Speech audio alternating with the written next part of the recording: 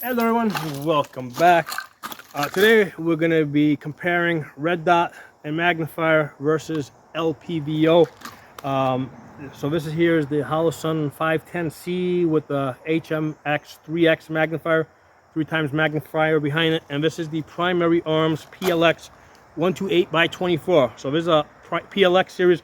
This is a $1,500 LPVO. Okay, so I did do a video on this subject about 2 years ago, and since that time I've done a lot of work with the LPVO, also a lot more work with red dot with the magnifier, and I want to add some additional information that I think you guys are going to be useful. Now this whole summer I spent I think I did something like, I don't know, at least 20 videos on some specific uses of the LPVO.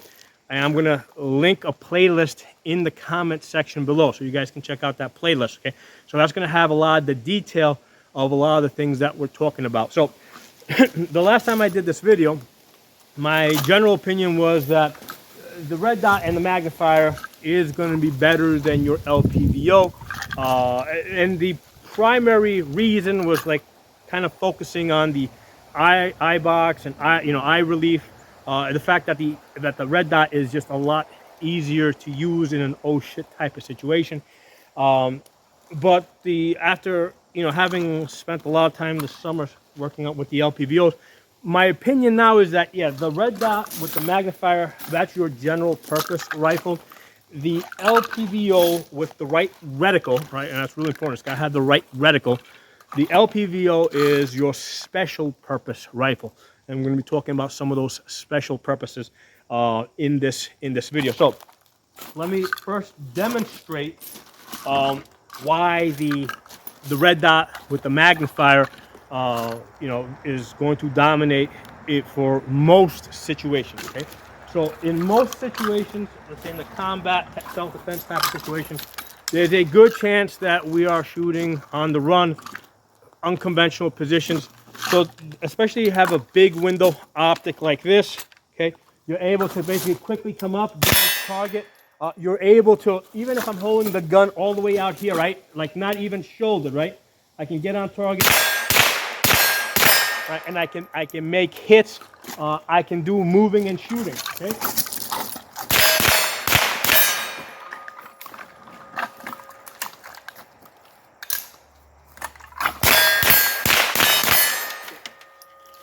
By the way, I am using a 22 conversion bolt, so the reason is because I'm shooting the steel fairly close here at about, what is this, about 10 yards, so don't be surprised if we get a few jams during the demonstration.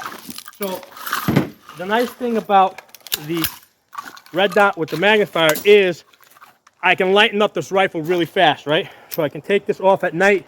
I got a much lighter rifle. This is a 3X. If I decide that I need more magnification, I got a Vortex 6X over here, okay? So we've got that flexibility, and we can get this out fairly quickly when we need it. Okay, and flip it to the side, flip it back on. So flipping this to the side, getting on target, flipping it back up when we need magnification is always going to be faster than working with this throw lever. Okay, so right now I am in 1X. If I need magnification, I gotta go there. Okay, magnified. Okay, so that's always gonna be slower, which a lot of times is the reason why you'll see people that even though they got an LPVO that goes all the way down to 1 power, they end up putting like a micro optic at the 45 or piggybacking it because it's just a lot faster to turn the rifle to the side rather than play with the throw lever back and forth. Okay, so if we're going to be using an LPVO that weighs 1.5 pounds, okay, we want something more than just magnification and a bullet drop compensator, okay? Because I can get that out of the red dot with the magnifier. Okay, I got my magnification, I got my circle dot in there. Okay, I know my holdovers with the dot.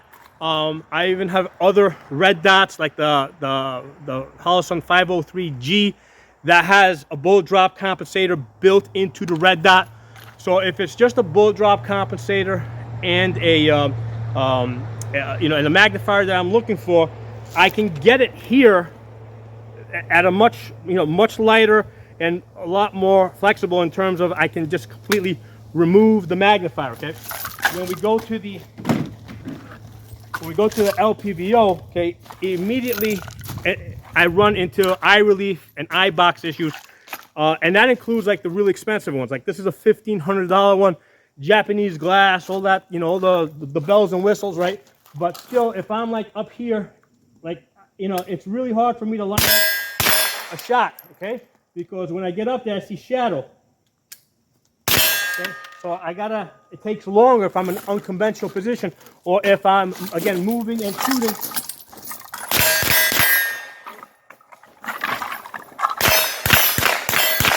So it takes longer. Now you might say, why would I be moving and shooting? Why not stationary behind concealment?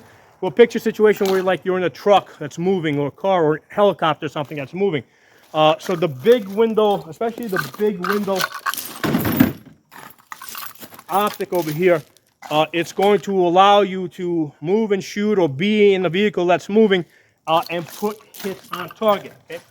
Now what I want to do, I'm going to separate the upper and lower so I can get behind the camera and show you, basically allow you guys to see what I'm seeing.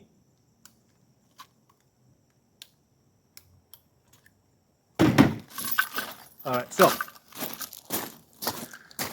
if I get behind the camera, right, so there's no shadow, right? You can see how I come up. All right, and again, I'm looking at this behind the camera. You can see how I'm fairly easy able to find it.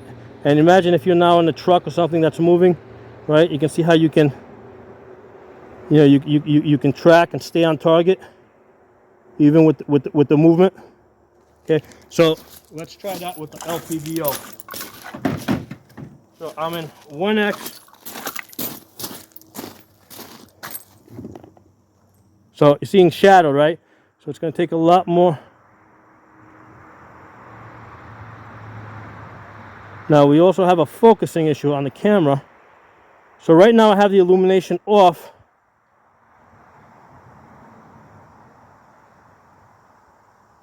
Let's cheat this a little bit. There we go. Better focus it. Let's cheat this a little bit by putting the illumination on. The problem with the illumination is you can't depend on it because batteries run out. Now, even though this has auto off, auto on, right? It has like it goes to sleep and it shakes awake. The problem with that is if you have it on your back, or if you're in the car and you're moving, it's never going to go to sleep. So eventually you're gonna basically run out your battery. So this does have these posts on the sides to help guide you to the center. But clearly, well, let's try that moving situation again, right? So let's say you're moving, and let's say you're in a truck that's moving or something, or in a helicopter that's bouncing around, right? You could clearly, this one was a lot easier if you're bouncing around. All right, so see here you're bouncing around, right? That's a lot easier to work with, right? So I don't think it's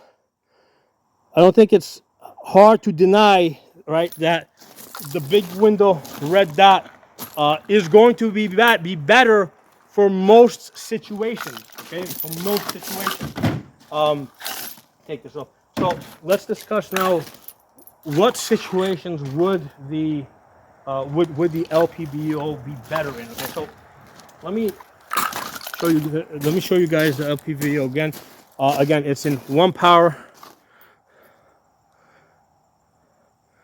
All right, so and if I zoom you up,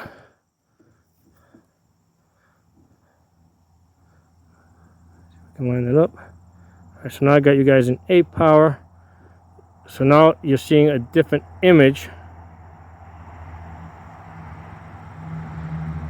And I have this printed out to show you, but I just want to show you what it looks like for real, not just on paper.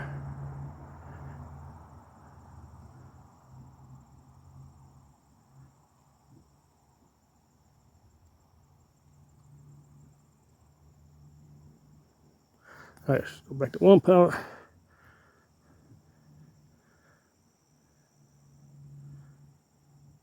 All right, so I've got a print out of this. Let's talk about where the LPVO would be better. Okay, so like I said, you at the beginning of the video, you got to have the right reticle in order to be able to make use of it. Okay, so the red dot with the magnifier will give us magnification, will give us a bullet drop. What I want from an LPVO, okay, I want to be able to range estimate, because the bullet drop compensator that you might have, let's say in your red dot, is not going to be very useful if you don't know the distance to the target. Okay, so this has a built-in, when you zoom up to 8 power, okay, what you're doing is you're going to see this, which I think you might have caught a glimpse of. So this has over here, this has an auto ranger. So if you put the foot of, let's say you're looking at a man, right? His foot goes there, his head goes there, okay? That's going to put him at 300 yards, okay? If his foot is here and his head is there, that's going to put him at 800 yards, okay? Now, if you can only see him, let's say from the belt up, then you basically put it in the middle. So if his belt is here and his head is over there, that's 400 yards. So now this allows you to auto range, right, to figure out what your distance is off the height of a man, which is the thing that you would most likely be shooting at, right, if you're in a combat situation. Now, once you figure that out, now you've got your built-in bullet drop compensator here. So with the 50-yard zero, right, so at 50 yard, if I have a 50-yard zero, I got a second zero at 200 yards, which is right at the chevron. Then the top of that spine right there above my finger, that's 300 yards. This line here is 400 yards. That's 500 yards. That would be 600 yards, okay? Which is the furthest I've been able to get with that rifle and be effective on target. Now, the width of these lines over here also correspond to the average width of a man's shoulders, which is about 18 to 20 inches. So once you auto range here, you can then also auto range these little bars here to the width of a man's shoulders, and that'll give you a confirmation. Or for example, you might also just be able to, that might also be the only thing that you're able to see, because he might be hiding something and all you can see him is his chest, right? All right. Now, let's say you can only see his head, right? All right, so let's say you got somebody that's peeking above a table or a car or something, or you can see the head. Well, what you do is you know that these lines here correspond to a man's shoulder. So you can basically, you put the head on top of the shoulders here, and you see what looks the most proportional, right? So if you use this one over here and you see that he's got like a little pinhead, well, that doesn't look proportional, so you go down to one of these lines over here. Or if you're using this line and he looks like he's got a big lollipop head, then you know you gotta go further up here, okay? So this system here allows us to to figure out what the range is, so we know which line to use of the bullet drop compensator. Now, these little dots here on the side, these are your wind holds. So that's your 5, basically with my finger, edge of the line there, that's 5, 10, 15, 20. Right down here, let's say at 600 yards, 5, 10, 15, 20. So you're using these lines over here for your wind holds, and I did a separate video on how to judge the wind. If you look over here on these trees, I have wind ribbons that I've hung up, and I did a separate video on how to, because you got to calibrate your wind ribbons, whatever you happen to be using, right? Whether it's a string or a ribbon or a rope. What you do is you find a day that there's like no wind, and you just dangle it on the mirror, right? Whatever length you're going to be using, whether it's 4 inches or 6 inches. You dangle it from your mirror, right, on your car, right, or your truck, whatever you drive, and you're going to drive at 5 miles, and you're going to see like how far it moves, then 10 miles, 15, 20, all right, and you're going to get a sense of where your, what your wind ribbons do at different wind speeds, right? So that's the easiest way to figure out, to calibrate your wind ribbons. So these pink ribbons that I have hanging on the trees over here, right, when they're hanging straight down, that's 0, okay? Then, I got 5, I got 3, 5, 7, and 10, okay? So all the way out here is 10, all the way down is 0, and then I just divide it into 4. So it's 0, 3, 5, 7, or 7.5, and 10, right? So you got to know what your wind is so that you can use these wind holes, right? And then the way it works is if it's diagonal, you use a full value. Oh, I'm sorry, if it's horizontal across, you use a full value. If it's diagonal, you use a half value, right? So if you determine that you've got, let's say, a 5-mile-per-hour wind, but it's coming in diagonally, well, then you just cut that in half, and you say, okay, I got like a 2.5 or 3-mile-per-hour wind, right? So you need a reticle that allows you to range estimate, okay? Allows you to have has a bullet drop compensator, has wind holds on it, but also you want to have mill lines, right? So these lines over here, all right, these are, you know, from there to there, that's 10, okay? So this reticle, when you zoom out, you see this. So here's the thing with the reticle. If it's a first focal plane, right? First focal plane, when you're in 1x, you're going to see this image, right? Or something like this. You see one image in 1x. So with this one here, with this M8 Raptor, right, from Primary Arms, I basically see a duplex reticle. All this stuff is still there, but it has shrunk down. So it's tiny in the middle, and I see this duplex reticle with these posts that guide me to the center. The horseshoe is there, okay, and that's supposed to guide me to the center. And then when you zoom in, basically this stuff here disappears out of your field of view, and you focus, and basically you zero in on this, and you see this. So when you're in 1x, you see this, and as you zoom up to your max magnification, you're going to see something that looks like that. And this is really important because a lot of times I have seen reticles, right, in scopes that are first focal plane, right. But what happens is when you zoom in, you see this, right? So you have the ability to do bullet drop and, you know, range estimate. But then when you zoom out, you don't have any of the stuff on the outside. So all you have is like this tiny little dot in the center, and it's really hard to find that tiny little dot. Okay, so you know, just like with your optics, like this one over here with the holosun, right? I'm using a circle dot, right? So you want to have a reticle on your red dot, that has a circle dot that that helps you find it and get on target. Because if I just had a 2 MOA dot, it would be a lot easier. So right now, even though it's out of focus and it's blurry, you can still see it, even though it's blurry and out of focus, because it's a 65 MOA circle with the dot in the center, and it still works. So the same deal goes with LPVO. Okay. When you're in 1 power, you don't want to see just a dot in the center because you're not going to be able to find that dot, right? You want to be able to see these posts out there, like that, like that, like that, that will guide you to the center. So even if, let's say, your battery died and you can't see that horseshoe, you can barely see that horseshoe, well, these posts here will guide you to the center. So if you've got a man that's standing over here, you just basically use these lines to center him up, and you can still take your shot. So that's a really important thing with your LPVO, okay? Especially if it's a first focal plane LPVO. You need you need to be able to, when you're in 1 power, right? You need something to drive you to the center, like these posts over here. I've had LPVOs where all you had was like a little dot, and I couldn't see it, and I ended up getting rid of those because those weren't very useful. So if you've got an LPVO that just has, when you're in 1x, all you see is a little dot that you can hardly find, that's not going to be very useful, right? If you don't have the ability to range estimate, that's not very useful, right? Just go back to using the red dot, right? The other thing that's really good about this type of a system, first of all, you've got mill lines here, so I can range estimate other things besides a person, right? So for example, most doors are about 80 inches tall, right? Most trucks, or like tractor trailers, are 75 feet long, 13.5 feet wide, okay?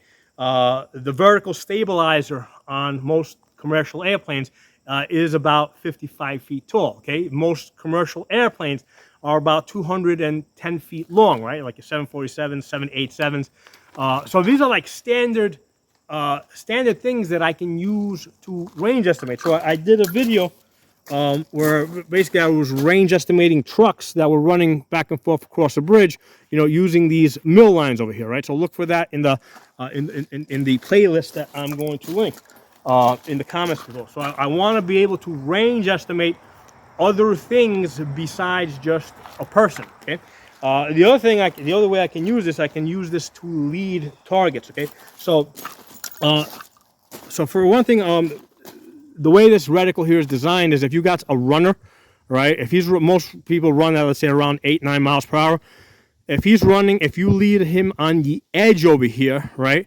And you take your shot, basically he's going to run into it. So you take your shot, and by the time, if he's running, let's say in this direction, you lead him on the edge over here, you know, you should make contact with him as he runs into it. Now, you're probably going to need to take more than one shot. You'll be like, boop, boop, boop, boop, boop, and he's going to run into it. But this leading edge here gives you an idea of like where to start. Now, I did a video where I'm also leading other things, right? Where I'm leading like cars and people on bicycles, and jet skis and boats. Okay, and obviously in that video I took the scope off the rifle and I'm just using the scope. So the way I was doing that is basically I had zoomed back to like 3 power. Let's go back to this. So I had zoomed back to 3 power, but just to give you an example, like let's say I had a jet ski or something that was running across. What I would do is like I would start off here with my jet ski, and then I would pick up a point, let's say over here, right? So basically I would go like, you know, he would start here and I would do like 1, 2. I would see how far the jet ski would go in about 2 seconds, right? So it might be 1, 2. He might get all the way out here, right? Or it might be 1, 2. He only goes to there. Or 1, 2. He only gets over here. So however far he gets in those 2 seconds, then what I'm going to do is I'm going to lead him on the other side from that point, right? So if I determine it's like 1, 2, he gets to this line over here, then, okay, the opposite line is over here that matches up to it. So as soon as I'm leading him, as soon as he crosses that line, okay, I start taking my shots, and then he's going to connect. Now the other thing that you do is you take a bunch of shots, like boop, boop, boop, boop, boop, boop, because then what happens is he kind of runs into your shot. So maybe one shot won't hit him, but maybe one of the other shots will hit him. But at least you have a place to start, right? So that you can lead the target. So in order to do those things, you need a complex reticle like this, right? If you look up here. If you look up here, I have over here, like for a 75-foot trailer, right? This is using the mill lines over here. I've already pre-estimated that, let's say, a tractor trailer that is 13.5 feet tall, right? Because that's what most tractor trailers are. At 200 yards, it's going to be 22 mils high, right? So it's actually out of the field of view of this, right? But you know, at 400 yards, it's going to be 11 mils high, right? So basically, for 11 mils. From here to here, right? I know he's at 400 yards. So these are, I mean, this is just to give you guys an example of all the things that I want to be able to do, okay, for the extra 1.5 pounds that I have on this rifle. Okay, so this is why this is a special purpose rifle. Once this takes an LPVO on it, it's a special purpose rifle. I want to be able to do all those things that I just mentioned. I don't want to just be using this for, you know, as a magnifier, or, you know, right? Because if I'm going to do that, I might as well just use the other one over there, the red dot with the magnifier, and I've got a lot less weight than I'm carrying. So a couple of things for you guys to think about. I have mentioned this in other videos, but I kind of wanted to just do a summary video that kind of summarizes everything. And what I'm going to do is I'm going to tell you guys to go look at the comments section below, where I'm going to link the playlist, and then you can go through the different videos that I did over summer, and you can, you know, see more details of all the stuff that I just mentioned to you guys. Okay, so I hope you guys enjoyed the video. Drop some comments below, and I'll talk to you all soon.